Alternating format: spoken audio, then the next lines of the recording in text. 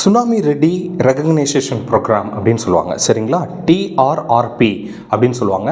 இது எதுக்கு நியூஸில் வந்துருந்துச்சு அப்படின்னு சொல்லி பார்த்தீங்கன்னா, சுனாமி வந்ததுன்னா அதுக்கு தயார் நிலையில் கடலோர கிராமங்களை வந்து என்னென்னா மேம்படுத்துறதுக்கான திட்டத்தில் வந்து என்னென்னா கிட்டத்தட்ட 20 ஒரிசாவில் உள்ள கிராமங்கள் வந்து என்னென்னா இந்த திட்டத்துக்குள்ளார வந்து என்னென்னா அனுமதிக்கப்பட்டிருக்கு. சரிங்களா, ஸோ கிட்டத்தட்ட ஒரு 20 ஒடிசாவில் உள்ள கிராமங்கள் சுனாமி வந்துச்சு அப்படின்னா அதை எதிர்கொள்வதற்கு தயார் நிலையில் இருக்குது அப்படின்றது தான் இந்த நியூஸு.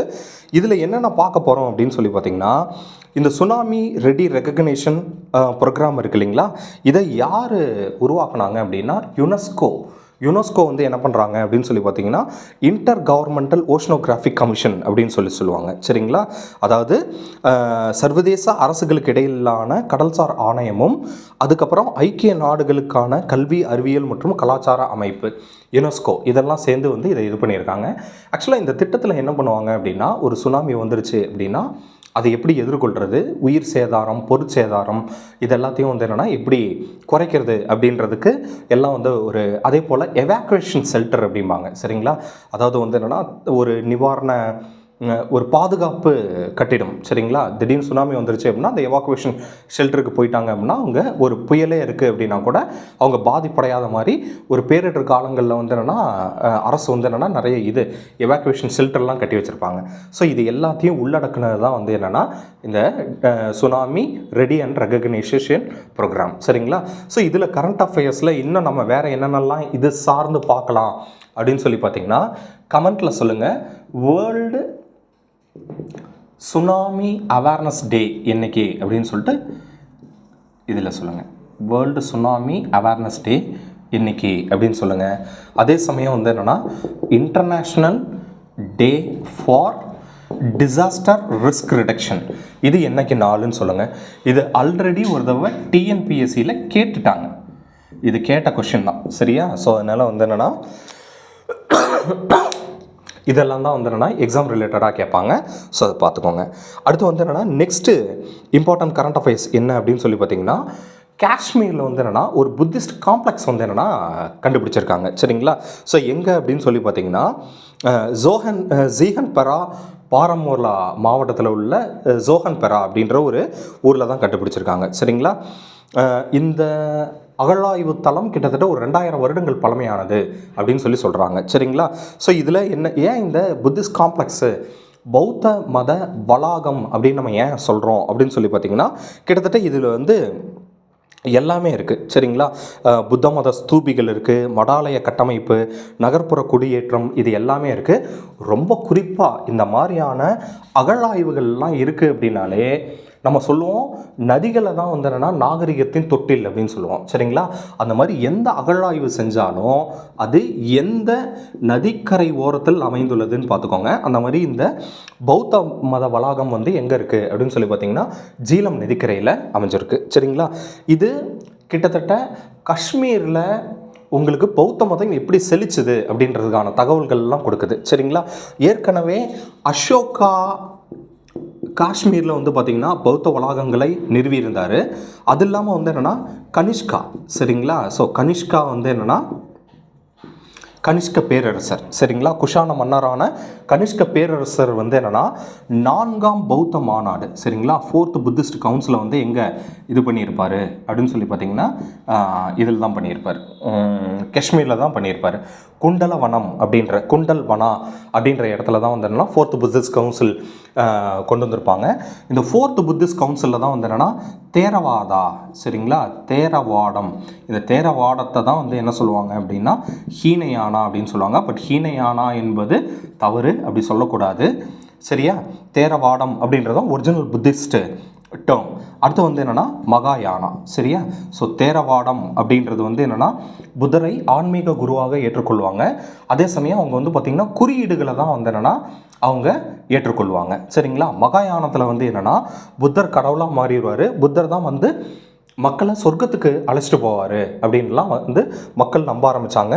இதில் சிலை வழிபாடு இருக்கும். இதுவே வந்து பார்த்திங்கன்னா உங்களுக்கு தேரவாதத்தில் எல்லாமே சிம்பிள்ஸாக தான் இருக்கும். சரிங்களா, இப்போ உதாரணத்துக்கு நம்ம இந்திய தேசிய கொடியில் வந்து பார்த்திங்கன்னா நடுவில் வந்து ஒரு சக்கரம் இருக்கும், அசோக சக்கரம்.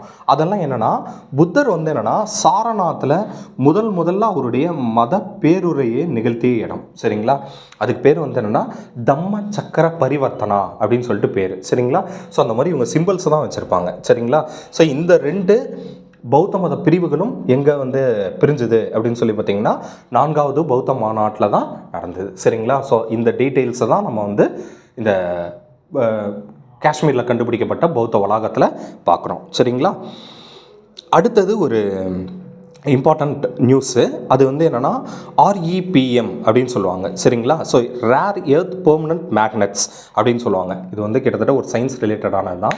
இந்த மேக்னெட்டு எதுக்காக யூஸ் பண்ணுறோம் அப்படின்னு சொல்லி பார்த்திங்கன்னா இந்த ரெனியூவல் எனர்ஜி, அதுக்கப்புறமேட்டு குறிப்பாக வந்து என்னென்னா எலக்ட்ரிக் வெஹிக்கிள்ஸு, இதுக்காகலாம் நம்ம இதை வந்து யூஸ் பண்ணுறோம். குறிப்பாக சொல்லப்போனால் இந்தியா வந்து அதோட நெட் ஜீரோ எமிஷன் டார்கெட் இருக்கு இல்லையா, நெட் ஜீரோ எமிஷன் டார்கெட் இருக்குல்ல, அது என்றைக்கு நம்ம ஃபிக்ஸ் பண்ணியிருக்கோம் அப்படின்னு சொல்லி பார்த்திங்கன்னா 2070. அதுக்கு நம்ம வந்து என்னென்னா இந்த சோலார், இந்த விண்டு, இந்த ரெனியூவல் எனர்ஜி ரிசோர்ஸஸ்ஸு, அதுக்கப்புறமேல்ட்டு வெஹிக்கிள், இதுக்கெல்லாம் வந்து என்னென்னா நமக்கு தேவைப்படுது. இவ்வளோ நாளாக வந்து என்னென்னா அதை வந்து நம்ம வெளிநாடுகள்லேருந்து இறக்குமதி பண்ணிகிட்டு இருந்தோம். பட் இப்போ நம்மக்கிட்டேயே ரேர் எர்த் மினரல்ஸ் எல்லாம் வந்து நிறைய கிடைக்கிது அப்படின்றனால இனி நம்மளே அதை வந்து 2030க்குள்ளார நிறையா வந்து தயாரிக்க ஆரம்பிச்சிடும். ஏன்னா இந்த 2025 to 2030க்குள்ளாரையே இந்த REPM அப்படின்னு சொல்கிறோம் இல்லையா, ரேர் எர்த் பெர்மனன்ட் மேக்னெட்ஸு, இதனுடைய தேவை 2 மடங்காக ஆகும் அப்படின்னு சொல்லிட்டு யூனியன் கவர்மெண்ட்டு ஒரு அறிவிப்பு கொடுக்குறாங்க. ஸோ அதனால் வந்து நீ அதை நம்மளே இண்டிஜீனியஸாக வந்துடுனா அதை உற்பத்தி செய்ய ஆரம்பிச்சிருவோம். சரிங்களா, அடுத்தது கடைசி கரண்ட் அஃபேர்ஸு யார் அப்படின்னு சொல்லி பார்த்தீங்கன்னா சொக்கோன் கிரிச்செமா அப்படின்னு சொல்லிட்டு ஒருத்தவங்க இருக்காங்க. சரிங்களா, யார் அப்படின்னு சொல்லி பார்த்தீங்கன்னா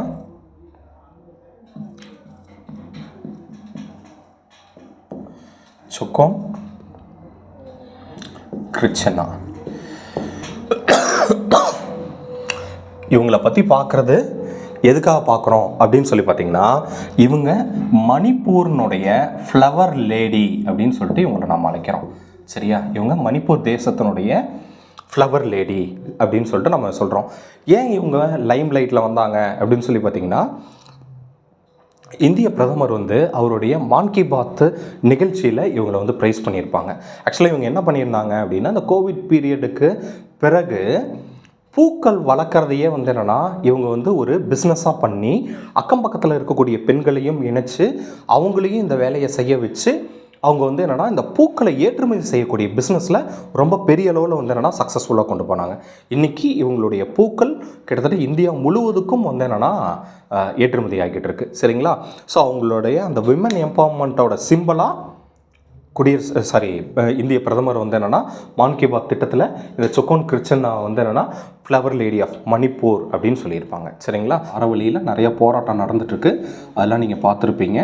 ஸோ ஆரவழியில் என்ன நியூஸு அப்படின்னு சொல்லி பார்த்தீங்கன்னா காடு மற்றும் சுற்றுச்சூழல், வனம் மற்றும் பருவநிலை மாற்றத்துக்கான அமைச்சகம், ministry of environment, forest and climatic change வந்து என்னென்னா ஆரவழியில் புதிதாக எந்த சுரங்கங்களுக்கும் அனுமதி வழங்கப்பட மாட்டாது அப்படின்னு சொல்லிடுச்சு. சரிங்களா, அதுதான் இந்த முக்கியமான நியூஸ்.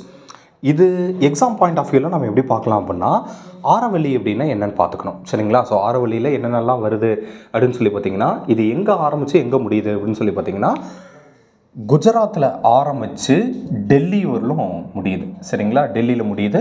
நடுவில் எங்கெங்கெல்லாம் இது பாஸ் ஆகுது அப்படின்னு சொல்லி பார்த்தீங்கன்னா ராஜஸ்தானில் பாஸ் ஆகும், ஹரியானாவில் பாஸ் ஆகும். சரியா, ஸோ இந்தந்த ஊர்களெல்லாம் வந்து என்னென்னா ஆரவழி மலைத்தொடர் பாஸ் ஆகுது. சரிங்களா, உலகின் மிக பழமையான மலைத்தொடர்களில் வந்து என்னென்னா ஒன்று எது அப்படின்னு சொல்லி பார்த்திங்கன்னா ஆரவழி. இந்தியாவினுடைய பழமையான மலை எப்படின்னு நம்ம எதை சொல்கிறோம் அப்படின்னு சொல்லி பார்த்திங்கன்னா ஆரவழி. இதை வந்து சமச்சீர் புக்கில் நம்மளுக்கு எப்படி சொல்லியிருப்பாங்க அப்படின்னு சொல்லி பார்த்திங்கன்னா ரெலிக் மவுண்டெயின் அப்படின்னு சொல்லுவாங்க. சரிங்களா, எஞ்சிய மலைத்தொடர், ஒரு மலை உருவாகி அங்கே இருக்கக்கூடிய அரிப்புகள்லாம் ஏற்பட்டு அது கீழே வந்து மீதி எஞ்சி இருக்கக்கூடிய மலையை தான் வந்து என்னென்னா நம்ம ரெலிக் மவுண்டெயின் அப்படின்னு சொல்கிறோம். ஸோ இது எவ்வளோ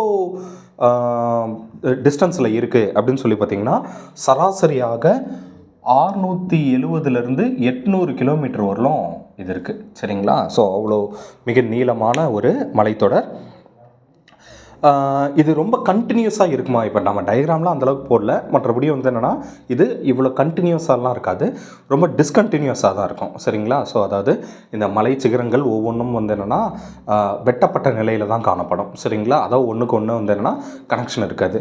சரிங்களா? ஸோ இது சூழலியல் ரீதியாக இது என்ன ரொம்ப முக்கியத்துவம் வாய்ந்தது அப்படின்னு சொல்லி பார்த்திங்கன்னா, இந்த ஆரவல்லி மலைத்தொடர் இருக்கிற நிலை தான் வந்து என்னென்னா நமக்கு இங்கே இருக்கக்கூடிய தார் பாலைவனம் இருக்கு. இந்த தார் பாலைவனம் வந்து என்னென்னா ராஜஸ்தானை தாண்டி வெளியில் வரல அப்படின்னு சொல்கிறாங்க. சரிங்களா? அதே போல் ராஜஸ்தான் பாலைவனத்தில் இருக்கக்கூடிய வெப்பக்காற்று, அனல் காற்றும் வந்து என்னென்னா நம்மளுக்கு டெல்லி போன்ற இடங்களுக்கு வர்றதை தடுக்கிற ஒரு வேலையை எது செய்யுது அப்படின்னு சொல்லி பார்த்திங்கன்னா நம்மளுக்கு இந்த ஆரவல்லி மலைத்தொடர் செய்யுது. அது இல்லாமல் சபர்மதி, லூனா போன்ற நதிகள் உருவாவதற்கும் அந்த கிரவுண்ட் வாட்டர் ரீசார்ஜ் ராஜஸ்தான் போன்ற பகுதிகளில் கிரவுண்ட் வாட்டர் ரீசார்ஜ் ஆகிறதுக்கும் வந்து என்னென்னா இந்த மலைத்தொடர் வந்து என்னென்னா மிக முக்கியமான ஒரு பங்கு வகிக்குது. சரிங்களா? இதனுடைய ரொம்ப இம்பார்ட்டண்ட்டான ஒரு டேட்டா என்ன அப்படின்னு சொல்லி பார்த்திங்கன்னா அடிக்கடி கேட்பாங்க. ஆரவல்லி மலைத்தொடரினுடைய உயர்ந்த சிகரம் எது அப்படின்னு சொல்லி கேட்பாங்க. ஸோ அது எது அப்படின்னு சொல்லி பார்த்திங்கன்னா குரு ஷிகார் அப்படிங்கிறது தான். சரிங்களா? இது 1744 மீட்டர் உயரம் கொண்டது. சரிங்களா? இது எந்த மலையில் இருக்குது அப்படின்னு சொல்லி பார்த்திங்கன்னா மவுண்ட் அபு அப்படின்ற மலையில் இருக்குது. சரிங்களா? இது எங்கே இருக்குது அப்படின்னா ராஜஸ்தானில் இருக்குது. சரிங்களா? ஸோ இதெல்லாம் தான் வந்து என்னென்னா ஆரவல்லி மலைத்தொடரினுடைய முக்கிய சிறப்புகள். ஆக்சுவலாக இதில் என்ன பிரச்சனை இந்த மலையில் அப்படின்னு சொல்லி பார்த்திங்கன்னா கோவர்தன் கேஸ் அப்படின்னு சொல்லுவாங்க. சரிங்களா? இந்த கோவர்தன் வழக்கில் என்ன பண்ணாங்க அப்படின்னு சொல்லி பார்த்திங்கன்னா 1995 உச்சநீதிமன்றம் வந்து என்னென்னா இந்த கோவர்தன் கேஸை 1995, ஆனால் கிட்டத்தட்ட 2002 என்ன பண்ணாங்கன்னா சுப்ரீம் கோர்ட் வந்து ஆரவல்லி மலைத்தொடர்களில் வந்து என்னென்னா சுரங்கம் அமைக்கக்கூடிய பணிகளுக்கு வந்து என்னென்னா தடை செஞ்சுருந்தாங்க. சரிங்களா? இது என்ன ஆச்சு அப்படின்னு சொல்லி பார்த்தீங்கன்னா திரும்ப 2025 வந்து என்னென்னா chief justice of India B.R. Gavai இருந்தார் இல்லையா? So B.R. கவாய் இருந்த காலகட்டத்தில் திரும்ப விசாரணைக்கு வருது. B.R. கவாய் என்ன பண்ணுறாரு அப்படின்னு சொல்லி பார்த்தீங்கன்னா புதிதாக இந்த ministry of environment, forest and climatic சேஞ்சிலேருந்து ஒரு மேனேஜ்மெண்ட் பிளான் வர்ற வரலும் புதிதாக எந்த அனுமதியும் வழங்கக்கூடாது அப்படின்னு சொல்லியிருந்தார். சரியா? இதுக்கு நடுவில் என்னென்னா இந்த மைனிங் நடந்ததில் யாருக்காவது ஏதாவது பாதிப்பு இருந்ததுன்னா நீங்கள் நீதிமன்றத்தையும் நீங்கள் அணுகலாம். அதே சமயம் இந்த புதிதாக இந்த மேலாண்மை திட்டம் வருகின்ற வரையில் புதிதாக யாருக்கும் சுரங்க அனுமதி கிடையாது அப்படின்னு சொல்லிட்டு B.R. கவாய் தலைமையிலான பெஞ்சு இதுக்கு வந்து ஒரு தீர்ப்பு கொடுத்தது. ஆனால் அதுக்கப்புறம் திரும்ப என்ன ஆயிடுச்சு அப்படின்னா கவாய் ரிட்டையர்ட் ஆனதுக்கு பிறகு டிசம்பரில் இன்னொரு தீர்ப்பு வந்துடுச்சு. என்னென்னா ஆரவல்லியில் கிட்டத்தட்ட ஒரு 100 மீட்டருக்கு உயரமாக இருக்கிற குன்றுகளை மட்டும்தான் நம்ம ஆரவல்லி அப்படின்னு சொல்லிட்டு நாங்கள் கன்சிடர் பண்ணுவோம் அப்படின்னு சொல்லிட்டாங்க. அப்படி பார்த்தா கிட்டத்தட்ட இதுலேயே வந்து என்னென்னா 90% வந்து என்னென்னா ஆரவல்லி போயிடும். சரிங்களா? ஸோ மைனிங் எல்லாம் வந்துச்சு அப்படின்னா சூழலிகளுக்கு மிகப்பெரிய பாதிப்பு ஏற்படும் அப்படின்றனால தான் மக்கள் போராட்டம் பண்ணிட்டு இருந்தாங்க. ஸோ அதை வச்சு என்ன ஆயிடுச்சு அப்படின்னு சொல்லி பார்த்தீங்கன்னா ministry of environment, forest and climatic change வந்து என்னென்னா கம்ப்ளீட் பேன். சரிங்களா? So no mining zone in Aravalli அப்படின்னு சொல்லிட்டு டிக்ளேர் பண்ணிட்டாங்க. சரியா? நோ மைனிங் ஜோன் அப்படின்னு சொல்லிட்டாங்க. சரி, ஸோ இந்த 5 தான் இந்த வாரத்துக்கான கரண்ட் அஃபேர்ஸ். ஸோ இதோட நம்ம வந்து என்னென்னா டிசம்பர் கரண்ட் அஃபேர்ஸ் ஃபுல்லாக முடிச்சிட்டோம். எல்லாத்தையும் நோட் பண்ணி வச்சுக்கோங்க. இது எல்லாமே நம்மளுடைய டெலகிராம் சேனல் எக்ஸாம்ஸ் மீட்லேயும் வந்து என்னென்னா PDF-ஆக பைலிங்குலர்லேயே இருக்கும். சரிங்களா? ஸோ நீங்கள் அது எல்லாத்தையும் எடுத்து நீங்கள் யூஸ் பண்ணிக்கலாம். தேங்க்யூ.